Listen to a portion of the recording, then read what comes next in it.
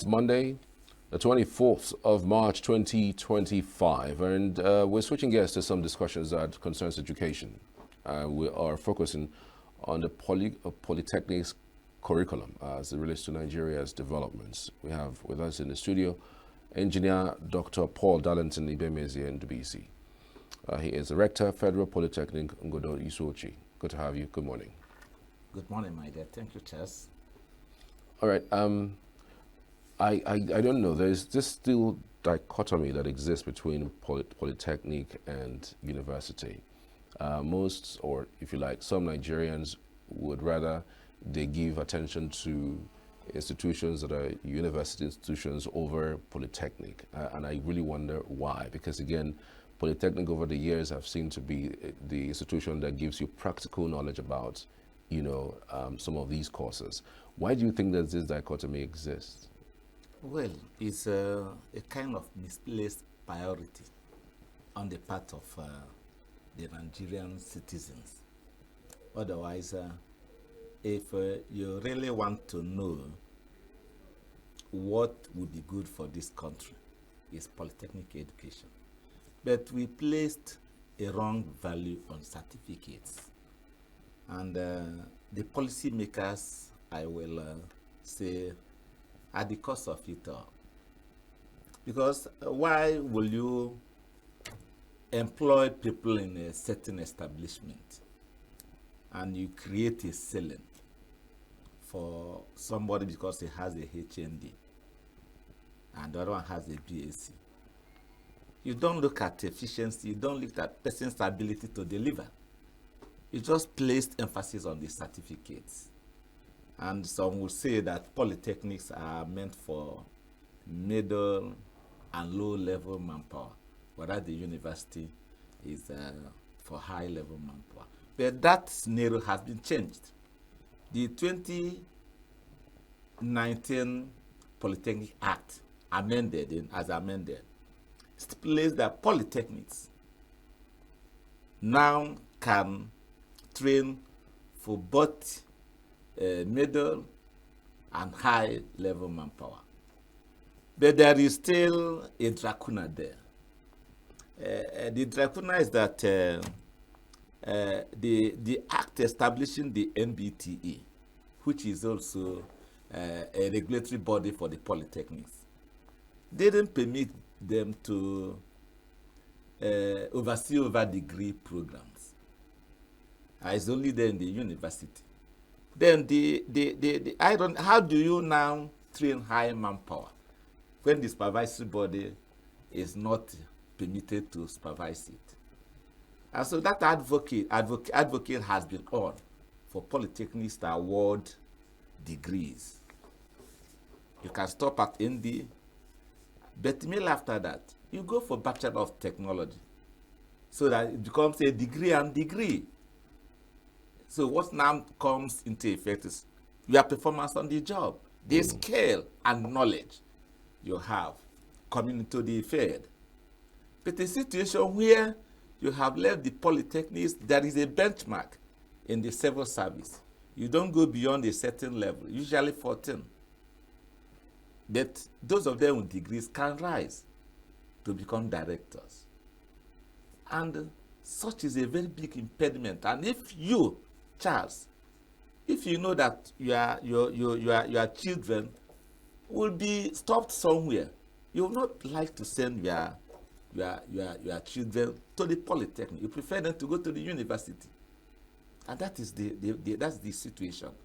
But I thank God the current Minister of Education is thinking in the direction of this issue of awarding BTech, a 5-year program coming into the polytechnics with the required entry points. And then you move till you graduate with a BTech. But they need to iron out this issue of MBT and universities vis-a-vis the curriculum of polytechnics. That's just where the problem lies now. All right. Some employers argue that Polytechnic graduates are not really well prepared for modern world, exigencies and modern world adaptations. That's the reasons why they will go for a university graduate over Polytechnic. Are there anything that the Polytechnic is doing in order to bridge this gap if there exists? Well, I do not think that anybody who is saying what you just told me now is sincere. I've seen people who went to the university and yet discuss with them, discover that they are empty. Similar scenario plays out even in polytechnics. There are say fantastic, intelligent ones you see in the polytechnics, and they do very, very well in the workplace. So it's not as if the curriculum of the polytechnics is inferior to that of the universities. I agree that in the university they theorize, theoretical base all through. I started from a technical college here at Abakaliki and later Enugu, here GTC Enugu. And hands-on tools, using screwdrivers to do whatever you are doing. And then we moved further. And so the scale base of any individual is based on the interest. The Polytechnic exposes people because it is practically based. We have, for instance, I read electrical, specializing in instrumentation and control. And I know that the curriculum, all the ingredients that are needed to make one knowledgeable and efficient in the performance of duties are all embedded in the course outlines. But the only problem is the ability to acquire it and practicalize it. There are some people who dodge, they don't want to be involved in practicals. There are people who embrace that practical aspect of the training. And that's why we say, for those of us in the institutions, there are levels of practical performance you must go through before you pass a course. In fact, in some places, it's even 50-50. 50% practicals, 50% theory in the exams. The coursework, you do assignments, you do the practical aspect of it, and then all these aggregated scores are called continuous assessment. The exam takes just about 50. That is the way the measurement of performance in institution in polytechnics. Most cases, in some few areas, you may have them 60-40. There was a time when it was 70-30, but I think this time around it's 40-60 at the minimum. In some 50-50. Mm-hmm. That is the position. Do you think a BSc holder should be placed at the same level with an HND holder? I advocate for it. Why? Because in most universities, the average number of years you spend in the university is 5 years. For us, it's 4 years. There's nobody in the Polytechnic that can have a HND without spending a minimum of 5 years. If 5 years cut across? Cut across, a minimum. Because you do your ND for 2 years, you go for 1 year industrial experience. You come back again for HND for yet another 2 years, 5 years. So in terms of exposure to the four walls of higher institution, the Polytechnic graduates spend more years than those in the university, except perhaps those that are into medicine and the related courses. So, but why is it difficult to get the government or those who are at that level to see the importance of this? If you ask me, I will also ask you. I just don't know why it is difficult. And you know, most of our policymakers pass through the university. Do you understand? And it is also in the university that the university are allowed to run postgraduate programs. And so most of the policymakers must have done one course or the other in the university. And there are this concept of my alma mater. They must have it. And that's exactly the only thing I can see. Apart from that, the Polytechnic education is more sophisticated and practically oriented and innovative in nature. And for me, they should be given a pride of place in the Nigerian economy. As of now, they are not getting it. They are not getting it, and it's not right. With the rise of digital technology and AI-driven solutions to problems, how is the Polytechnic adapting to these tutored and structured lectures and courses that is high in demand? They are all integrated in the courses that we do. Like I told you, I measured in instrumentation. And the basics of AI is physiologic. It's just about, from mathematics, you go into logic. 1 plus 1 gives you 1. 1 plus 0 gives you 0. 0 plus 1 gives you 0. 0 plus 0 gives you 0. What now move into the logic systems using the word and, or, nor, none. And moving into the physiologic, the plausible issues. If this is this, then this. If that is this, then that. You move on and introduce what you call the artificial neural network. And then you integrate them in what is called hybrid network. These are the basis of artificial intelligence. And that is it. So, and these things are all in the curricula of Polytechnic education for some relevant courses anyway that are related to special engineering. So it's very, very important, very, very much necessary that I agree with you that artificial intelligence is the in thing, and it starts from the basics of digitalization. Like I said, those little things I've told you before. That's the beginning. And they are all there. Probability concepts, and they're all there in all the programs. You start, like I said, mathematics. They're all there. You move into probability theories and things like that. And from there, you move on to that issue of physiologic, artificial neural network. And from there, there are softwares. There are softwares that you can now, you go into simulations and all what's not. All these things are all in the curricula of Polytechnic education. Are there partnerships that polytechnics have, with industries in order for students to gain hands-on experience? What kinds of partnerships are there, and how is it helping the institution? Well, the partnerships, they are partially there. Let me use the word partially. The industries are not actually doing what they are supposed to do to help polytechnics. Like I said, we created what we call the SUS, Students Industrial Work Experience Scheme.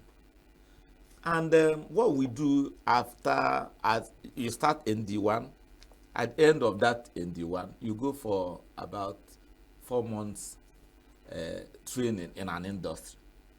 And then you return back, finish your ND. You go for 1 full year in the industry. That's exactly the way it is now. But I should think that some other thing better ought to have been done. So maybe, for instance, there in GT, I still recall when I was at GTC Enugu here. If you come there, you see television sets. You see all the radios, those old stereo radios and things like that. And students fiddle with them.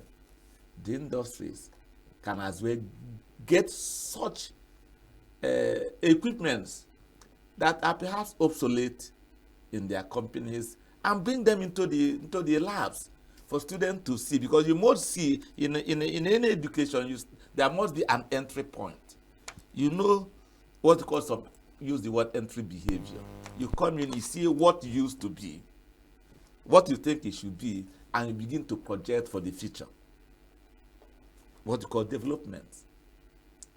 And that's exactly the way I think that the industry should come in, not just waiting for students to come. And there are some students who even go there. They are not allowed to get integrated, into what they are doing, because perhaps they feel the students, they don't have the necessary, technicalities that handle certain things in the industry.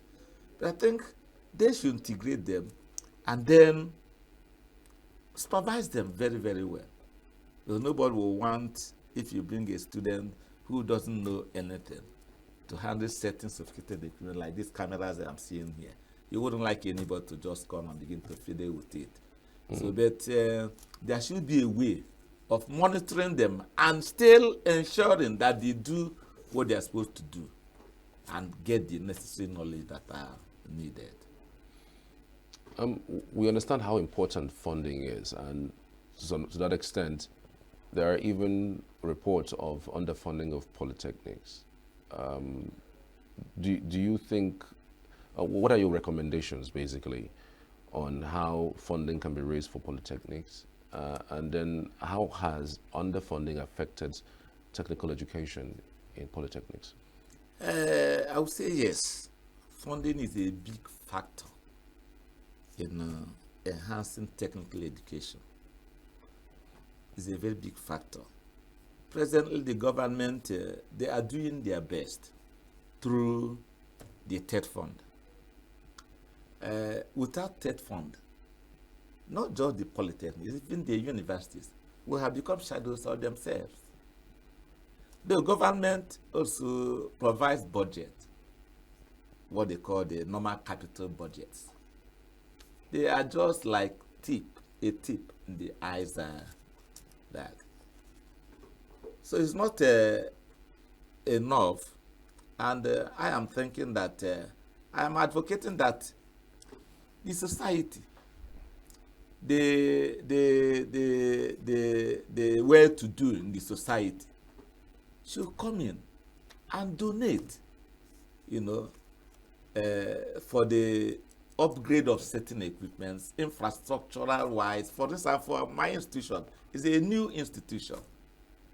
We have a land space of over 93, nearly 95 hectares of land. And is begging, yearning, looking for people to come and invest. We are ready to partner with them. So, but is it accepted? Is it a lawful thing for institutions, private institutions or private individuals to just donate money to the school without recourse to the government that established? No, it's allowed. Okay. It's allowed. Donations are allowed everywhere in the world. You can donate, just as you donate to maybe to charity. You can donate to institutions. You can build some blocks in an institution and to be labeled after your name. Charles Auditorium in the Federal at Federal Polytechnic in Godo Research. It's possible. Due to any other, or we can in just anything. You can donate for equipments, and the Polytechnic will note it that you're a good friend of the Polytechnic. And then, of course, there are so many things one can donate to, to help Polytechnic education. Right. So, how much of lack of funding? You were saying something around the lack of funding being a major problem. Yes. How do you recommend that funding be raised beyond just individual donations and organizational donations? At times, some people talk about level of ingenuity on the part of the leadership at times. How do you it used to be a very topical question if you are trying to aspire to be a rector. And so, for a new institution, it's a little bit difficult. But for an established institution, there are so many things you can do. You can use your departments, those of them that ask, you can get involved into some service delivery derivable activities, like where I came from, maybe in Owana, I can't even put in Owana. We had we in that place you have the ceramics department. That ceramics department can be utilized to produce some electrical devices, like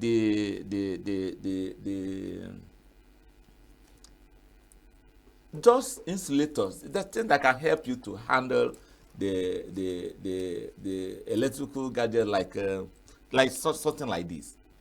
This type of cup. It's a ceramic product. You can use it to provide for why am I forgetting this? Ceramics? No, there are some certain devices in electrical engineering for protecting the live wires and things like that. So these are some of the things that can be done, you know. But if you are a new institution, you can do little or nothing except through collaborations, partnership. You know, for instance, you can provide the land. Some individuals can come and build there, and what's called build, operate, and transfer. You can come and we give you the land, you start building, we give you exactly what we want, you build it, like hostels. We don't have hostels. It can be inside the Polytechnic compound or in the neighborhood. It's another way of helping the institutions. So these are the way I think these things can be done to help us. As a rector, how do you position your institution? Where do you see your institution in the next 5 years? How do you position the institution, your institution, to be a leader in technical education? Well, luckily we also have a tenure of 5 years. That can be renewed, right? Well, no. It's now 5 years single tenure. Okay. So I am thinking in the next 5 years. Let me start from where we are presently. We've created 13 academic departments, 3 schools. They all housed into 3 schools. I am thinking that in the next 5 years, by the time I'll be living there, I expect to have about 20 academic programs. Oh, wow. Yeah, 20 academic programs. And I intend to expand them to about 5 schools between now and then. And all these things depends on the availability of the infrastructure. Space, for instance, in terms of buildings, because our regulatory agency will not just allow you and approve programs. They must come and visit you, visit the institution, know that the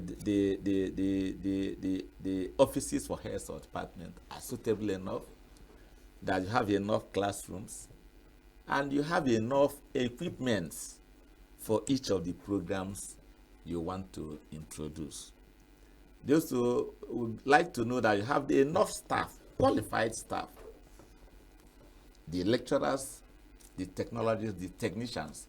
These are the people that can drive that and then make it reasonable, and for students to come in there and acquire the necessary knowledge. So if we have all these, the government is trying. If we have all these things, I believe that by the time I'll be living in the next 5 years, or now I've spent 2 years now, in the next 2.5 years or 3, I'll be able to have about 20 academic programs. That is my target. We have 6 now, or 7, almost 7. We lost only 1. In fact, you know, it has not been easy starting a new institution. Yeah. So I came on board in 2023, February, and there was nothing on the temporal site. In fact, my first management meeting was done under a cashew tree. Oh my goodness. That is it. So, but today we have some structures in the temporary site, and the work is ongoing at the permanent site now. And we believe that before next year or early next year, we'll be moving into that permanent site. And once that is done, other programs will follow. We are hopeful that the Polytechnic, because we have in our logo, we said that it is a scale for empowerment and productivity. And so we believe that before then, we will have enough staff who will get into publications, publish their journals, using our customized emails, institution-based emails, and that will increase our visibility. And I believe that will make people to know that we have come to stay. That is my hope. Education is very expensive. I mean, in places where you have education come off really cool and good, you have to, in some way, pay what it's worth. Do you think it's about time for some of our higher institutions like the Polytechnic to be privatized? Privatized is not going to be easy, because we know what the private institutions are going through. It's not easy. In fact, education should be one of the social services a government should render to its citizenry. If you privatize it, very few people will pay the cost of getting education. And I mean, if you privatize it, I thought that competition will let the amount become lower, because if you put your own too high, then you don't have a lot of customers. No. The issue is if you privatize it,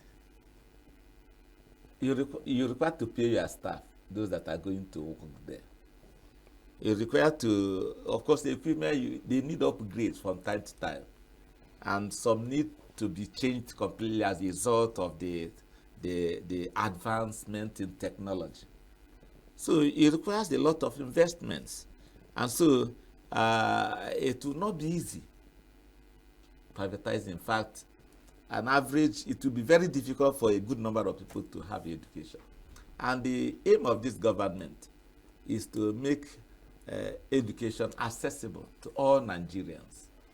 And you can see with me that the situation that people are going through, people are finding it difficult to even feed, let alone sending their wives or children to school. And if you see what is happening even with private institutions, go and check the cost of education in the primary and secondary school, looking at what is happening in the private institutions. You discover private primary schools and secondary schools, the cost is very high. In fact, in the Polytechnic, for my institution, we don't charge anything more than, and that's PlayStation. Our fees is, we made it very, very, very, very moderate. It's the neighborhood of 50,000 per session. Yes. Per session? Yes, per session. Wow. And not per semester? Per session. It's a sessional fee. We pay school fees, sessional fees. And that's what we do. And I'm sure even in some other institutions, none of them is more than 100, especially in the polytechnics. Federal polytechnics, I must say. I don't know about the state institutions. The essence is to make education accessible to people. To make, let us have scaled individuals who will be able to. Do you know that if you are building now, you find it difficult to get some people to do certain works, like plumbing work, like plastering of their house, block laying, carpet. You discover it is a little bit difficult. Why? I don't know. Our people are not willing to go for such technical jobs. Technical jobs. That is just the challenge, a very big challenge. In fact, somebody told me that he had to hire people from Togo, from Benin Republic, to come and do some of these this job that we are supposed to do. And it's because of lack of scale in those areas. Hmm. And so, if you try as much as possible and privatize institutions, higher education in Nigeria, very people will have the opportunity of going through higher education. And it's going to affect us the more. Hmm. But I mean, these prizes, is it not the same reasons why our institutions, people claim that it's not been run well? That we don't run our institutions like it's business. Like outside the country, I mean, even government institutions, you pay what it's worth. That most of the institutions, even government owned abroad, is you pay the fees that you need to pay to run the institutions. That some of the institutions are even self-sustaining.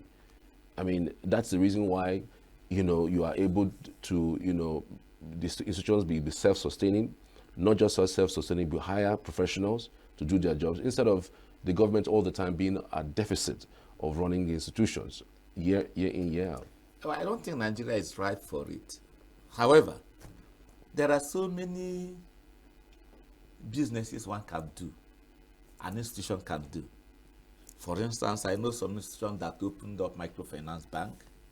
There are some institutions that have poultry businesses, and there are institutions that are into agriculture, animal production, and things like that. Recently, the federal government is having a program on it, and we are trying to key into it. My department of animal production, we are keying into it. Want to go into goatry, and things like that. And if you do such a thing, you can get some money out of it. But I'm afraid it may not be enough to sustain even the department that is doing this, let alone the entire school. It's not easy. In fact, and people are claiming that why some of our institutions are not doing well is because our staff are not properly paid. And that's why we can't attract foreigners. Institutions are supposed to be globally based. Absolutely. Whereby people can come from Ghana, from even outside the country, to an institution. It makes it a global institution. That's the reason for it to be privatized. And that privatization is not a solution. Privatization will even kill it the more. Go and check some of the private institutions we have. Are they being paid well? A good number of them are just there because they don't have any opportunity of joining the federal. But it seems they fare better. Then How? those in the private sector They are don't, saying of course, they don't pay better. I don't mention any if you wish. It's not easy. Most of the people there are there because they don't have the opportunity of getting another employment in a government-owned institution. And of course, most of them are also absorbing lecturers that have retired after their useful service. And you can imagine if someone we know the experience may be there, but the energy to perform may be dwindling. And it will affect output. Certainly. I remember in my own days, I'll go to lecture, deliver lectures. At the end of that lecture, I'll give a quiz. Even if it is 1 or 2 quizzes out of one quiz in a course I've taught. And I'll mark it before the next time I will come down and give them the results and solve it. You discover the students, nobody would like to miss your lectures. Because they know if they miss it, they must have missed some marks. Because at the end of the semester, if you want to compare your continuous assessment, I can take an average. I may decide to choose maybe the best ones you have scored out of all of them. And so nobody knows what the lecturer will do. And so if your lecture is going on, they will rush and be part of your lecture. So if I am getting older, maybe I have retired, do you think I have the energy to do it? Deliver the lectures, mark the scripts, return them, and do other researches, write my papers, and things like that. And in most cases, you have about 3-4 courses to teach in a semester.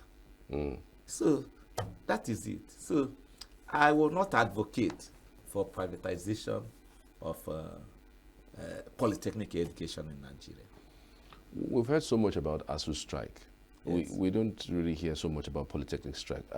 Have you guys, are you guys okay? Because ASU strike most of the time is tied to funding, non-release of funding agreements that are not reached, you know. So in the Polytechnic, we have ASUP, Academic Staff Union of Polytechnics. They do go on strike too, but not often, because what is more important, what causes strike is when you don't open up to your staff. Explain the situation of things. Let them understand you. What are they looking for? If your salaries are paid, the allowances are paid, what else are you looking for? Unless if there are some cases where you deny them the allowances. That's where they will agitate. I'm looking at institutional-based strikes. But if it's a national strike, that one is usually between the union and the government.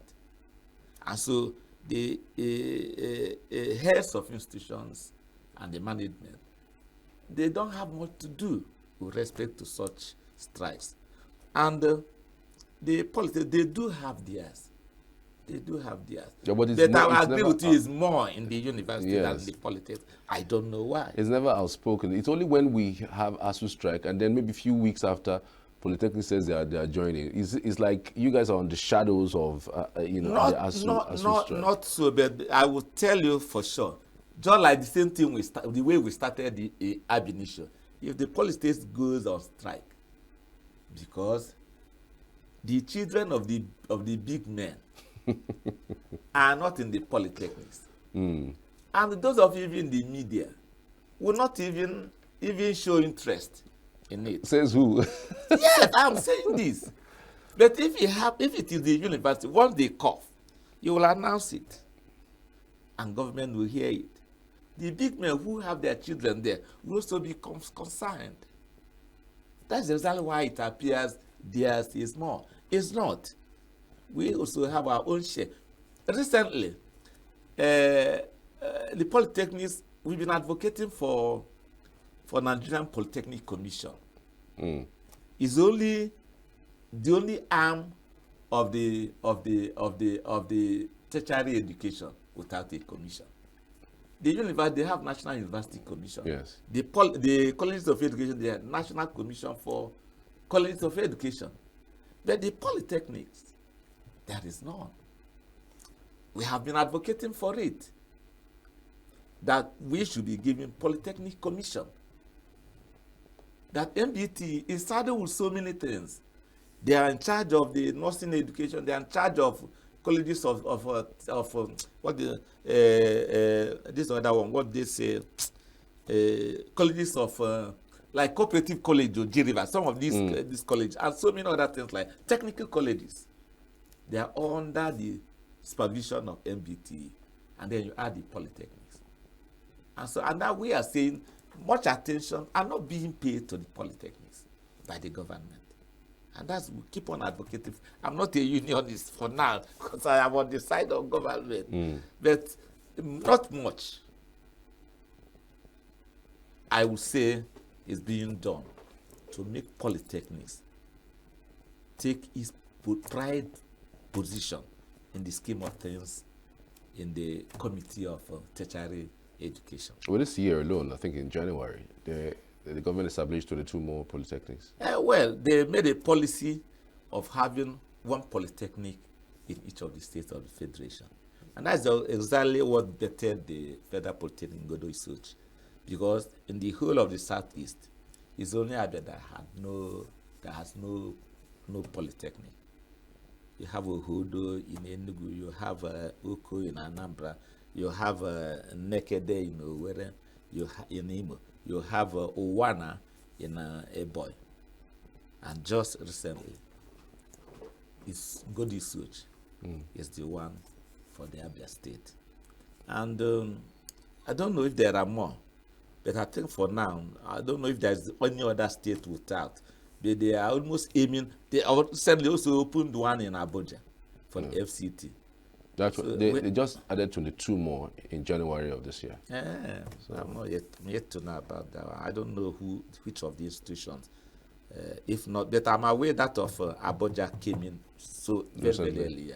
early, early this year. All right. We are hoping for the best, really. I mean, like you mentioned, attention must be given to Polytechnic, just like your counterparts in the university. That way we can actually have some good development across board. Yes. It's just so unfortunate how the neglect has continued, even when there has been advocacy. This advocacy is age-long. It's as old as this country, in fact. But it doesn't look like the government, successive government, hasn't really given, a teary eye to this particular issue, which has, continued unabated. But again, we want to appreciate you for coming through to the program and giving your thoughts and insights into the discussions as relates to the polytechnic education in Nigeria. Thank you, Chess. Thank you, Chess. All right. Thank you, Via. Our guest has been Engineer Dr. Paul Darlington Ibemezie, Ndubisi. He's the Rector, Federal Polytechnic Ngozi, and he's been giving us insights into polytechnics in Nigeria and Nigerian developments. Thank you once again. Thank you, my dear. Thank you. Save Nature TV. News in your pocket.